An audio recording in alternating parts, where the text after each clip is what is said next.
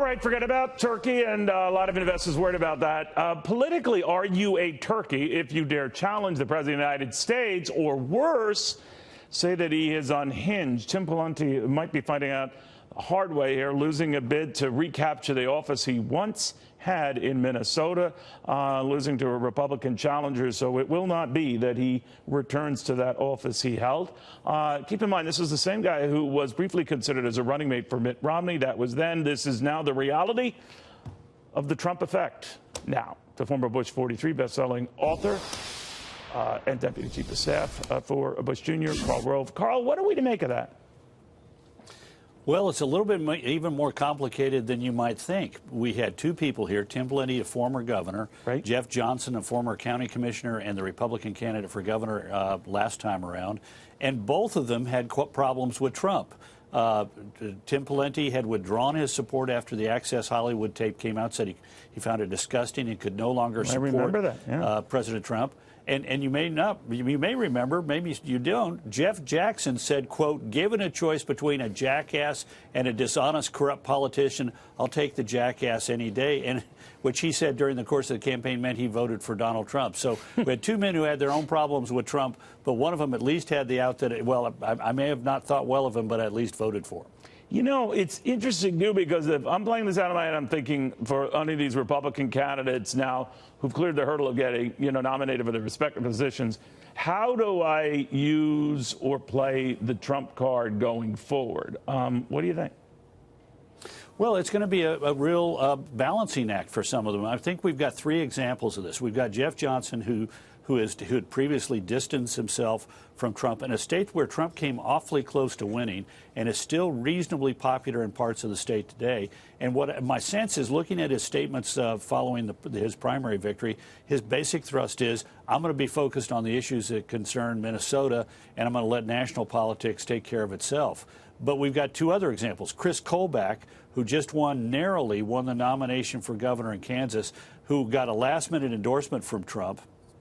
Is he going to be able to or want to extract himself from that endorsement?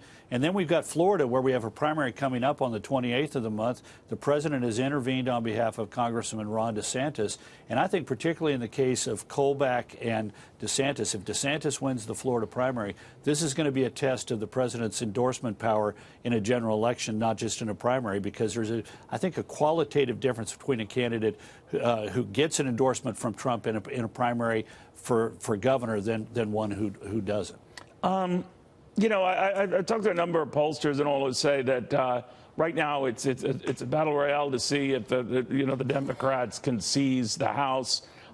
Some of them have pointed to murky numbers that are very analogous to what we had back in 2016. In other words, the Trump support is understated, and that could be more beneficial to Republicans than we know or appreciate. What do you think of that?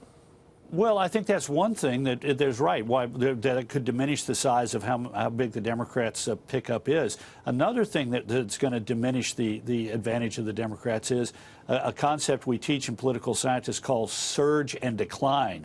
Typically, when a president comes in, he brings a lot of people in on his coattails in marginal districts who then get washed out in the first midterm. But President Trump came in not with bringing people in on his coattails. The Republicans actually lost seats in the House of Representatives. So there's no class of people out there who came in on his coattails who are now highly vulnerable. And then we've got, of course, the fact that in the 50 most competitive districts, Republican districts, incumbents are running in 36 of them. Now, we've been looking at these special elections where Democrats are running ahead of themselves by an average of 5.1 points. The median is 5.9. But there is a power to incumbency. And in those 36 districts with Republican incumbents, Republicans are likely to fare better than we might expect by looking back at the special elections. You know, the market's notwithstanding today, Karl, or recently with this volatility over trade or a Chinese technology concern that's in trouble.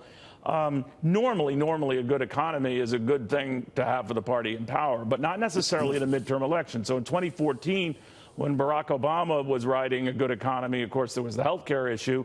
The Democrats still lost seats in that midterm. And I'm wondering, I know that ended up being a much bigger issue than we appreciated. Certainly I appreciated at the time.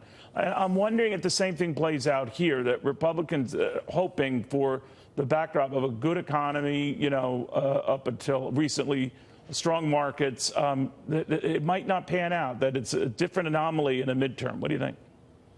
Well, it never pans out by itself. And for the Republicans to take advantage of the economy, they got to, in my opinion, do three things. One is they've got to talk about it. And starting from the top, the president has the biggest megaphone in the country. And rather than talking about Omarosa or, LeBron James, him talking about the economy would be important. He does talk about the economy. No, to be clear, he does talk about the economy, but you're quite right. Then he adds this other nonsense, Right.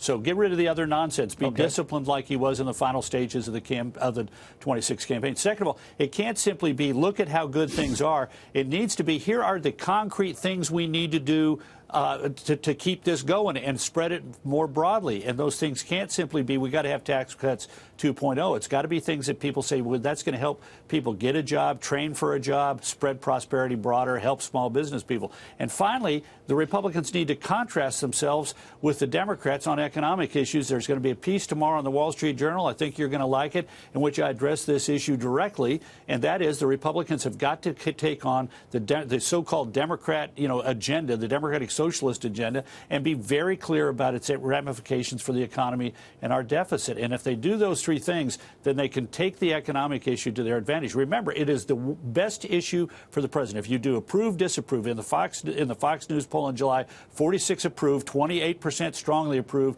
51% disapprove, 41% strongly disapprove. But the president is right side up on the economy. If you say, do you approve of the job he's doing on the economy? So play to your strength, but do it smartly. I look forward to that. But, I was thinking of that because on Stephen Colbert last night, Bernie Sanders is saying most are socialist-minded. He didn't just say Democrats. Most Americans are socialist-minded. No, they're not. Watch for the column tomorrow, because I'm going to give you some numbers from polling in swing congressional districts, and you'll be surprised how strongly people react against free health care, free jobs, free college, all of this kind of free stuff. The people in swing districts who are going to settle the House of Representatives don't like that at all. Okay, so I take it you're not a big fan of Senator Sanders, but we'll see. All right. Oh, I'm a big fan. I want him to have greater strength inside the Democratic Party. All right, Karl, thank you. I look forward to that column tomorrow in the Wall Street Journal.